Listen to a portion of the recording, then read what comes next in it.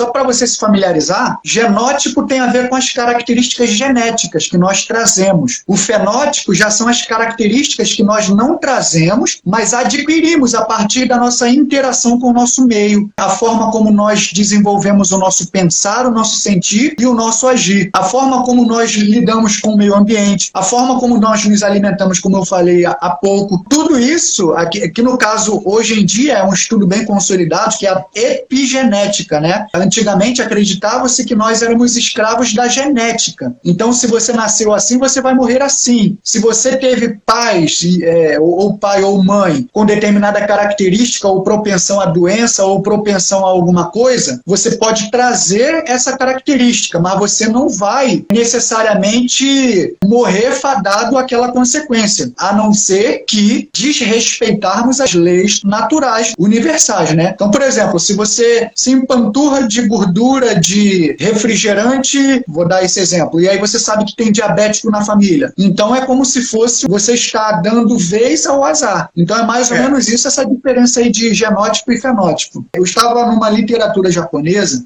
que fala uma coisa muito legal. Eles falam o seguinte, que pessoas que têm uma dieta com excesso de carne podem se tornar mais carnívoras. Poxa, a princípio assim é meio estranho, né? E aí o que acontece? Aí ele vai falando das mulheres japonesas, de antes tinham um rosto mais arredondada, e com o tempo, a partir da dieta, na verdade não é só carne não, tá? É uma dieta yang, tá? Tem a dieta yin, por exemplo, muito açúcar, sorvete. Então, segundo ele, tem o potencial de deixar uma pessoa até com características mais afeminadas. E as mulheres que consomem muita alimentação à base de yin, elas vão ser mais dóceis. Isso até o tipo de hobby que a pessoa pratica, o tipo de esporte. Então, se a pessoa pratica esporte de força, de movimento, ela pode ter mais característica yang. E as mulheres que têm esse tipo de alimentação, à base de dieta yang, como carne, outras coisas mais, elas podem ficar masculinizadas, com o rosto mais quadrado. E a questão da mandíbula eu achei sensacional. Ele mostra o seguinte, repara o animal carnívoro, ele dá o exemplo do leão, do tigre. A mandíbula, ela não tem essa volta aqui, ó. Tá vendo?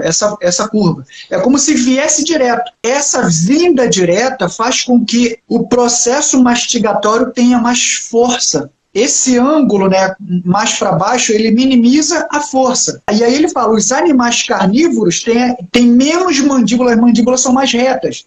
Aí ele dá o exemplo, os herbívoros. Por exemplo, o cavalo, você vê que o cavalo tem aquela protuberância mandibular, o boi, a cabra, enfim. E você vê que a mordedura é na frente.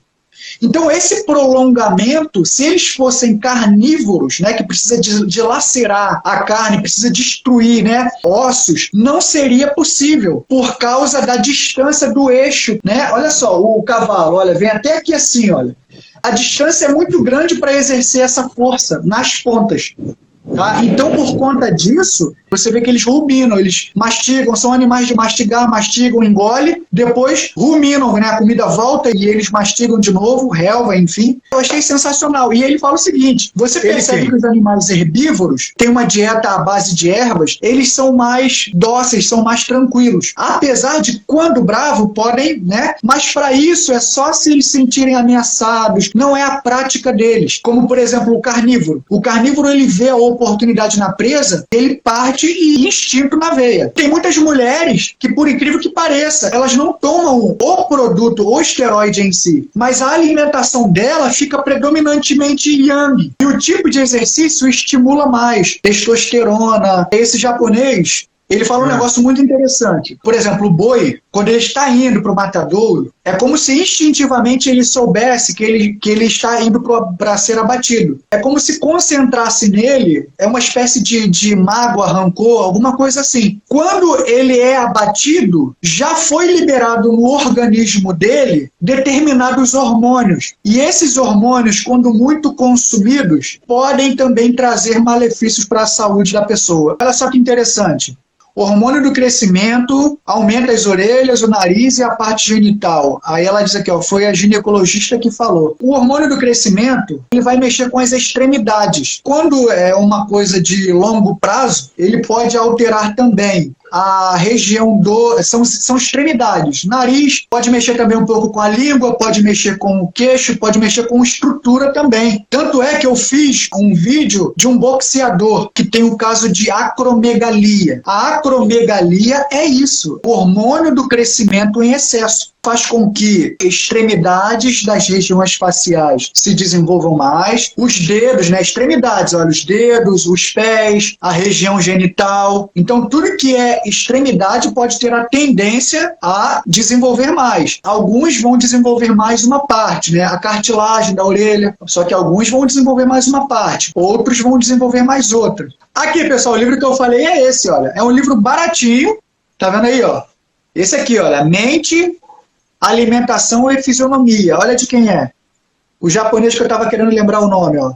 Masaharu Taniguchi. Livro para mim é tudo assim, ó, tudo anotado, tá vendo? Ah, e tem coisa interessante aqui, ó. Olha aqui, ó. Olha aqui, ó, pessoal. Quem gosta do assunto, olha. Aquela teoria do pequeno boneco, ele também aborda da versão feminina, ó. Que a versão feminina seria o contrário. Onde a força de ação, né, que é vista aqui no homem, na mulher é como se fosse nas pernas, olha. Pô, o livro desse aqui eu vi por aí na internet a R$1.000. Os meus alunos vão ter ele na íntegra.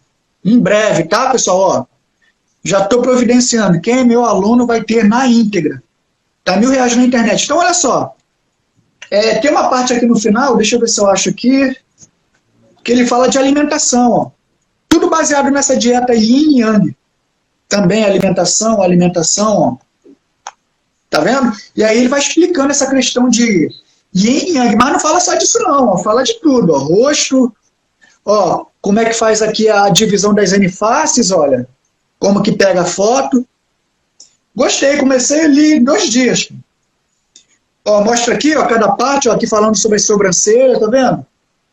Então quem é meu aluno tá bem na foto, porque vai ter aí em breve. Ó, aqui, olha, falando dos terços, terço e subterço, tá vendo? Olha, o que significa cada área.